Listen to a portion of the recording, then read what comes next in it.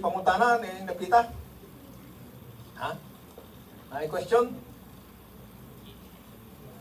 Okay, may question sa itong padayon ta, no? Next step. So we compute here the service load.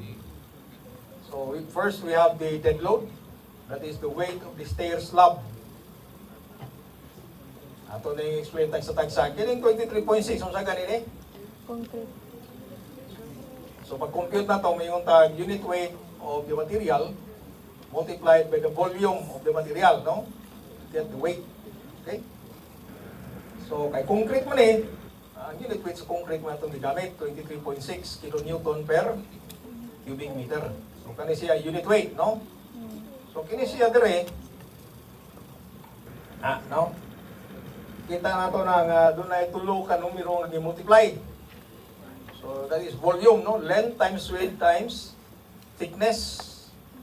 So pila man ang iyang length? 3.22. Yan pila man iyang width? 1.5, no? 1.5 ang width sa stair. Then ang thickness niya, katong average thickness, asa na to?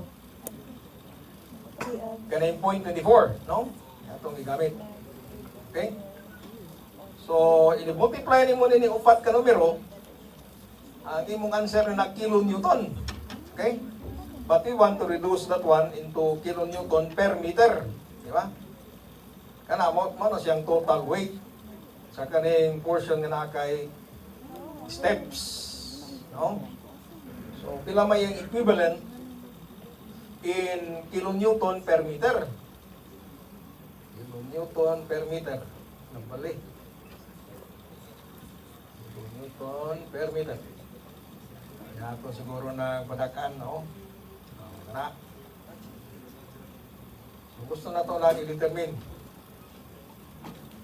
So, kini kilonewton. Di ba? Aron makilonewton per meter, i-divide nimo sa horizontal distance.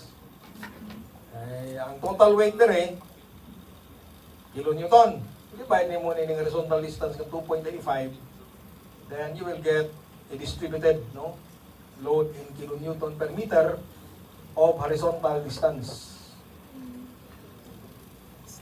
So, muna siya, there is a portion sa itong stair nga na step. Kani dire sa landing, medyo mas kamay na sa landing. Kaya nipis mo ng landing, di ba? Samtang ang average thickness dire, 0.24. Average thickness, o ang thickness dire sa landing is only 0.15. No? Oy, kato nagkasabot yung yango sa mo diha. Mura man mo tanaw conjuring.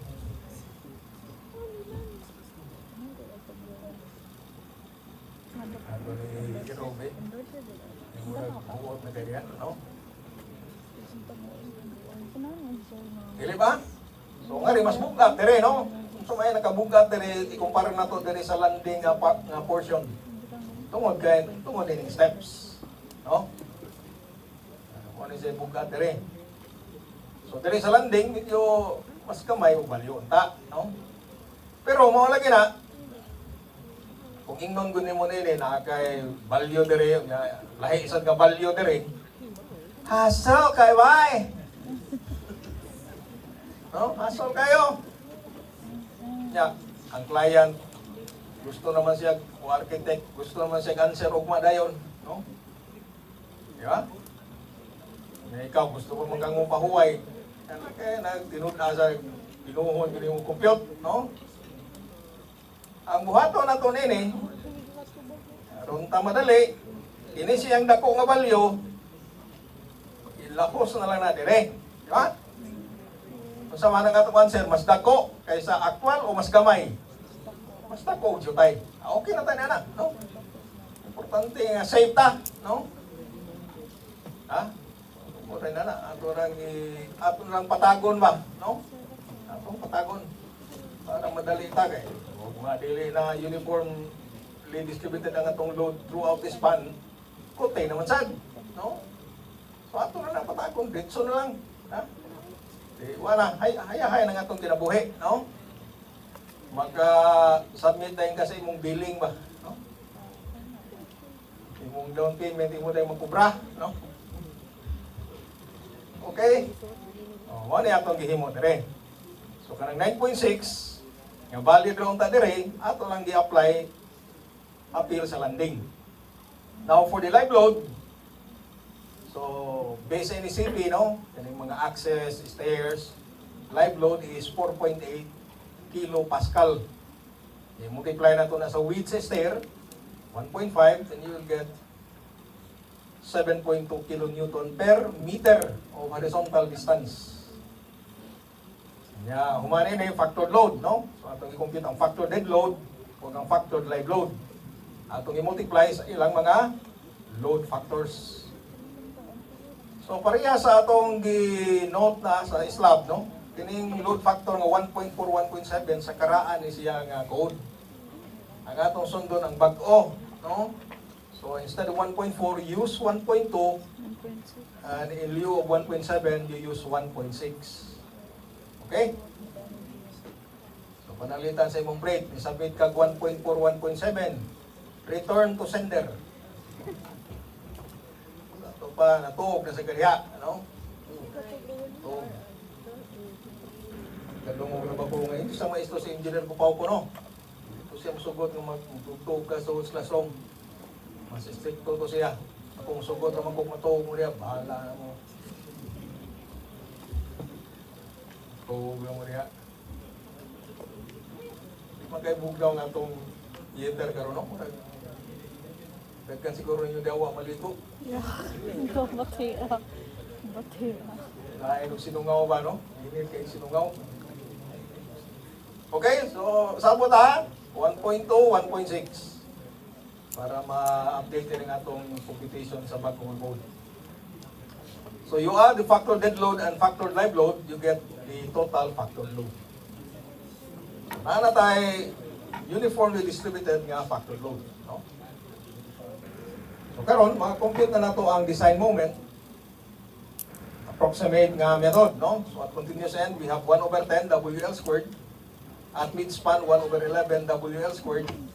And at this continuous end, 1/24 WL squared.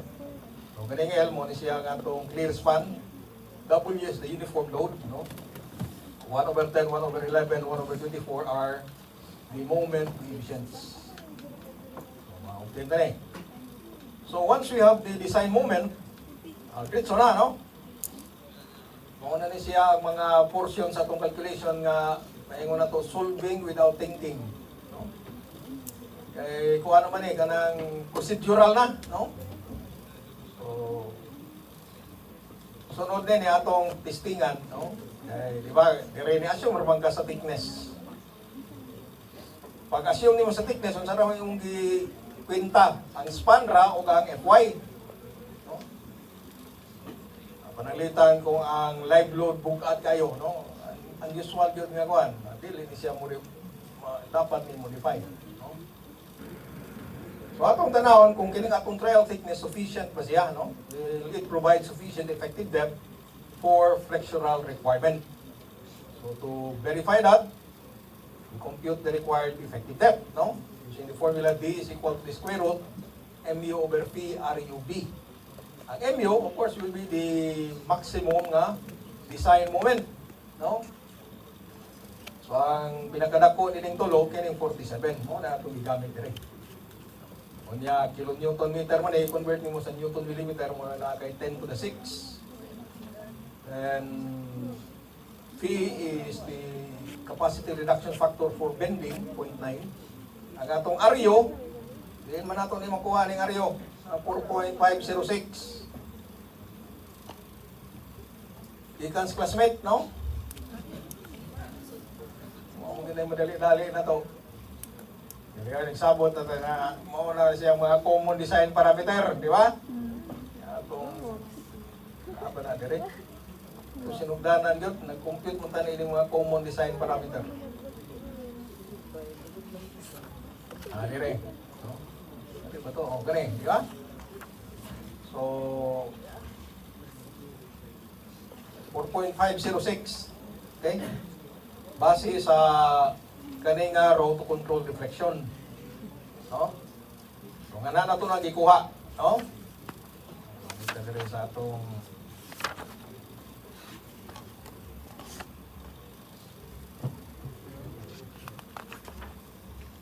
so B is the width of the stair, 1.5 meter, convert to mm. So we get 88 millimeter. Now with a thickness of 150, what is the effective depth provided? So subtrakan mo og cover. 20 mm clear cover. Subtrakan mo sa half bar diameter because the effective depth is measured towards the center of the bar. No? So assuming 16 mm diameter bar, 1/2 diameter will be 8. Kung nag-subtract na rin 8. Kung i-assume kag 12 mm mo, tanaw, para rin mo at 12 mm lang akong gamiton, dili 8 ang imong i-subtract. 6 ang imong i-subtract. No? Half bar diameter. Okay? O nagkinanglan, makatubag ka nila, panalitan, pangutanon ka. Anong 8 man na? No? Dili kay imong tubag, magunas notes. Ito pa, sunod-sunod lang ka, huwag ka kasabot na imong gisunod. So kanang 8, half bar diameter na. Yung anong na 8 man, tungod kay naguna-una ta, no? Nangagpasta, no? Nga 16 mm diameter nga bar nga itong gamiton. Of course, at this stage, no, whether you assume 12 or you assume 8, assume kag 8, assume kag 16 mm diameter, you subtract 8. If you assume 12 mm diameter, you subtract 6. Whether you subtract 8 or 6, I think that will not significantly affect the final answer. No? What is 2 mm nga variation sa effective depth? Diba? Sinsiyo raman na, no? Di lang kayo mamumblima na ba? Ano? Di lang kayo nalitan yung mong classmate ngayon nga, assume lang kong 16. Ayaw siya buti. No? Padayon sa imo, kung para ni mo, assume kag 20 mm, hala padayon sa imo. No? Ayaw lang mo pag-away diha. Kaya maura na inyong awayan. No? Magbungol na mo tungod ni anak. Isan mayo. Okay? So magagbayay lang yapon mo. Sige, bay, padayon sa imong 8. Padayon sa akong 10. So, ang atong actual effective depth is 122. Ang required nga depth, no, for bending is 88 mm. So, we have sufficient nga effective depth. Now, at this point in our calculation, niyari, makahimo tag initial nga observation, no? Ang atong actual 122, ang required 88 ra. Di ba? So, kung ato nang tanawon, yung murag dako ra, no? Murag dako diferensya ba, di ba? So, parang lito, moingon tag 125. Ang thickness is 125 na to. Musupply bigapon siya sa 88. So, kung 125 minus 20, that is 101. Minus 8, 93. No? Musupply bigapon sa 88. So, actually, a 125 mm thick slab will still be okay. No? So, pwede na ining higayuna, realize ka na, pwede nga imong i-revise. Sa ito pang imong trial, kaya dito ng trial, kaya di pa na final, no? Kaya diri, nakabantay kang imong trial, ito bagara, no? It's relatively thick. So pwede mo adjust ka, 125, no? Nya, inig-adjust ni mo nga 125, saan? Mubalik ka dito sa itong dead load, no? You recalculate the dead load. Okay, instead of 0.15 or 0.24, usap na na, di ba? Sa iyon naman, di mo kayo layo ang atrasan mo, no? Di man kayo 5 kilometers, mabalik ang 5 kilometers, di man? 3 meters naman yung balikan, no? Makita naman mo sa the same page, okay? Kaya mo ni siya ang iterative nature sa design. Sa sinugdanan mo, assume ka, trial ka, pag naana ka initial nga result, then you can make your observation and make the necessary adjustment if you like, no? However, no, kaning 125 sa tupa karon na atay duha ka acceptable nga answer, no? Atay thickness, ano man yung gamay mo kan siya, oy? Na. Atay thickness nga 150, kanya ato nabantayan nga, uy, pwede pa man day 125, no? Sige. Yan ang 150, 125, asa man kay mas maayo niya na? Ha? Asa kay mas maayo? Pwede man gid 125, no? So kinahanglan imong tanawon ang pros and cons niya, no? Kanang mas nipis ang imong gamiton nga thickness. Actually, mo require na siya og mas daghan nga reinforcement. Kaya nipis man siya, gamay man siya moment arm. Di ba? Ang imong formula sa bending capacity is VRUBD square. Di ba? Ang D ni mo imong i-square. Ang D is dependent on the thickness. So, mugamit kag mas nipis nga, thickness, mas daghan og steel reinforcement ang required. Mugamit kag mas bagga nga thickness, mas jutera nga steel reinforcement ang required. So, naagay duha ka scenario na ini, no? Wherein one option has an advantage and disadvantage compared to the other option. Ang usa will require more concrete. Mas baga man siya, no? So, more concrete and less steel. The other option, 125 mm thick, less concrete, but more steel. Diba? So, asa maga? Nagka-concrete gamay steel o gamay concrete daghang steel? Mas barato ang So, nga rin, sa pila may sining cost niya na, no? Usa ka deciding, usa ka factor, no? Nga mo influence sa imong decision, ang cost, no? Asa man kay mas barato? Sa combination nga daghang concrete gamay steel o gamay concrete daghang steel? Asa man kay most likely mo come out nga mas cheaper or mas economical? mas barato ang concrete. Now, tungod kay ang kabilya mas mahal man, no? Kaysa konkrito, di ba? Mahal man ang kabilya. Kasagaran jud, no? No, hindi sa tamo ingon nga sa tanang higayon jud. Ito man. Kasagaran ang mahitabo, less concrete, more steel is more expensive, no? More steel. Than more concrete, less steel, because steel is more expensive per kilogram, no? Compared to concrete. Diba? So kung tanawin mo ang stera sa ikaugalingon, tingali ang mas economical na option, just use a slightly thicker slab with less steel required, no?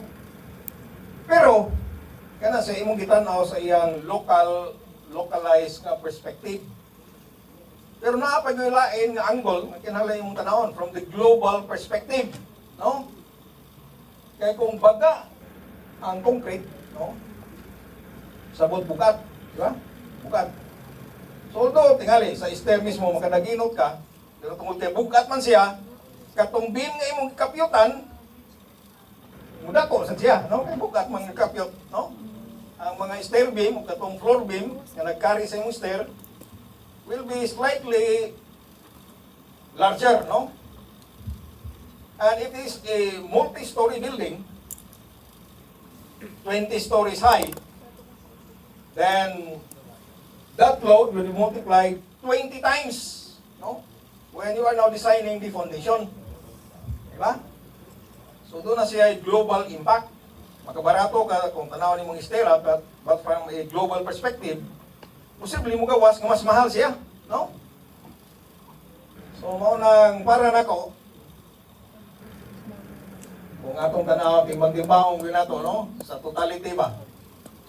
Mas tindot na yung mas nipis, slightly more steel, kaya makabawi mo sa ganito pag-design mo sa beam, sa column, no? Kay earthquake, yung mga forces are dependent on the bed load. No? The heavier the building, the larger will be the inertial forces during earthquake. So, mas dako ang requirement sa imong kolong o sa imong foundation. No? Okay. Ngali mo niya, sir. Mo ka na sir nga mas maayon ta to nga mas maayon taning 125. Nganong wala man na gamitan nimo 125 siya, ni padayon man kanining 150. Ang tubag na naipagbuot. Anyway, kaning atong building, tulo ra man ni kaanda na, no? 3 stories ra man ni atong building. So naaman siguro kay savings. Agi ko ra ka makapalit og t-shirt diha, no? So, dili kayo dako o significant ang savings sa iyong makuha, no? So, sige na lang. Kay kaning atong i-present kaning calculation, this is not an optimized nga kining calculation. Ato ni siyang i-present to give an example, no? For you, mga beginners, no, sa design, kung saan pag-compute, no? Pero pa nato ni optimize ang atong result. Okay? Kaya nga to, di ba na mo atong primary purpose karon? Pag explain ninyo how to optimize the design. Our primary purpose here is to explain to you the design computations involved. No? Okay, so we'll just settle with 150 mm. Kaya kung mukhang tag 125 mo balik naman sa tadiri ka hasol ba na, no? Balik mo, daghang maamong, no? Daghang mapigtahan. So, sige na lang. Padayon lang tanin yung 150. Okay? So, okay nga itong thickness. So, ikaduha, ato sang i-check for shear. Kung kaya ba sa shear, no? Now, there is a continuous ngayon. Kung ninumdum mo sa inyong primero nga subject sa reinforced concrete, nakay uniform load nga W, span nga L, pila may shear. So there is a continuous end 1.15 WL over 2. Sometimes there is a discontinuous WL over 2 ra, no? So the shear at the continuous end or support is 15% higher than the shear at the simple support. So mo ning 1.15 dire ang atong design shear. Okay? Pero sa reinforced concrete na subject sad, no? Itudluan ta nga atong maximum shear dili man dire o ang atong design shear dili dire sa face sa support but at the distance from the face of the support. So kani unta nga shear dire mo atong gamiton nga value sa BU. Pero sa atong computation wala nato na sunda, no? Ang atong isunod Maximum. ang shear, ang atong igamit, ang shear gid diri sa face support. Sa may atong rason na Dako kay sir. matud pa sa kong amigong taga-Kanlaon, ang tsakto yun, no?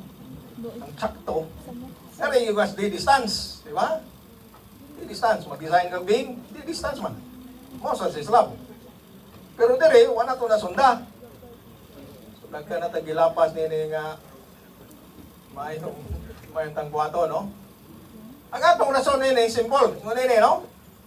Kay kung safe siya dire, sa pinakadako nga shear, ingon ta safe siya dire at the distance, di ba? Panalitan, pag investigate na to ni fail siya, no? Or inadequate siya dire sa face support nga shear, then maybe we can check at the distance. Diba? Si makapasar at the distance. Diba? Pero ang atong logic, kung makapasar siya dire, samot na dire, no? Kaya mas gamay mag-shear at the distance kaya dire sa face support. Okay? So, muna siya sa face support, then shear capacity, you have P16 square root F sub C prime BD. Kunya, kini dire, wala na gani value na ini. Sa bagong kapanahonan, 0.75, no? Dili na 0.85. So, inote na ninyo, ha? Kaya marungon niya mo. Sa buta, ha? Kaya dili 0.85. Although sa notes 0.85 na, pero muna importante man, naaman ang maestro nga mo yung napahibawan yung karon nga kanang 0.85, di masana sa iyo, kaya kinaraan mo na, no? Pero ang umusunod ganda sa newer edition sa code, 0.75 atong gamiton. no? Okay? So here we are able to verify ang atong shear capacity is greater than the shear force. So no need to check at the distance, no? Save na gani siya diri sa face support, samot nasa the distance, no? Okay? By the way, if you have questions, no, as we go along, you raise them, no? Ayaw pagpaabot ng mahuman tao na pagkamutana, no? Inigabot na to sa portion nga na kay pamutana, isa na yung tiil. Ato na yung entertainer ni mo pamutana, no? So okay ang atong thickness, no, in terms of bending and in terms of shear. So ang sunod na step, we compute the steel reinforcement. So naningigayo na, balik-balik na ni siya nga computation, no? Tulo man na ka-design moment, di ba?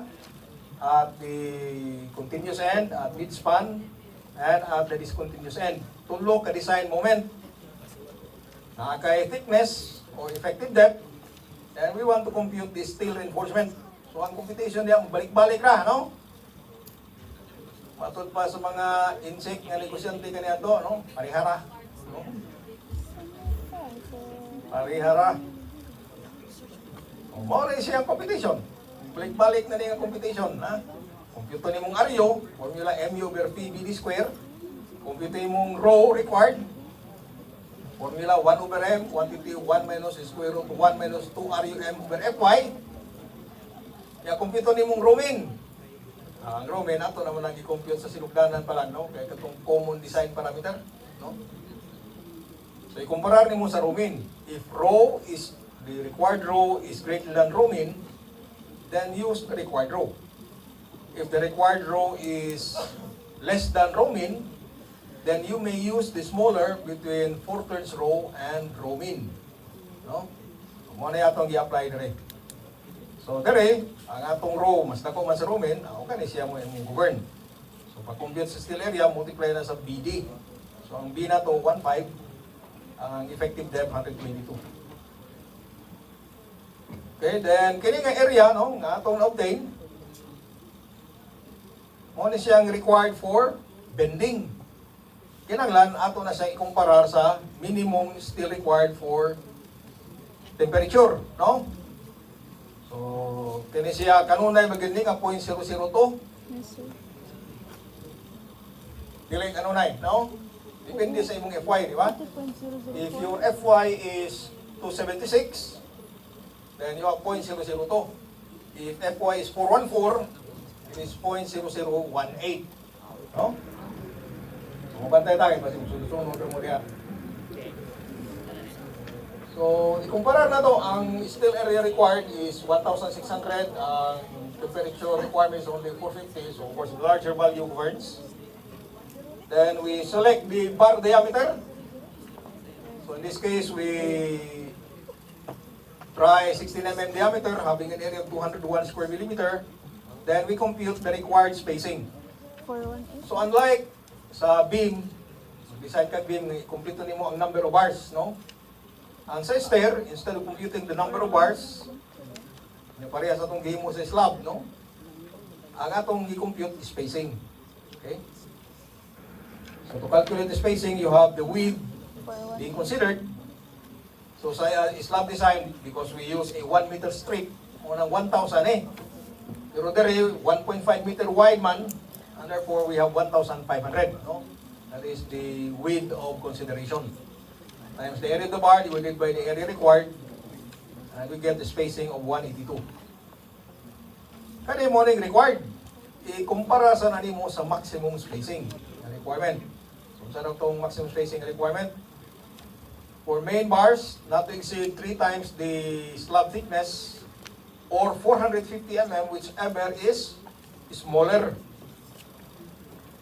So, katong thickness dire, katong 150 times 3, you get 450. Equal man as 450, so problema kasi minimum ng doa kay equal silang value, no? So, ang maximum spacing 450, dapat dili mo labas nila. Yang required 182 man. Kani siyang narrower spacing will govern. Okay? Pero kining 182, ato na siyang i-round off ngadto sa mas practical nga value. So kasagaran spacing are indicated in increments of 50 mm, no? For practical reasons. So 100, 150, 200, 250 yung na, no? Dili kaya mo yung kag 155. Yan, sunod, asa na pagitawon sa steel tape.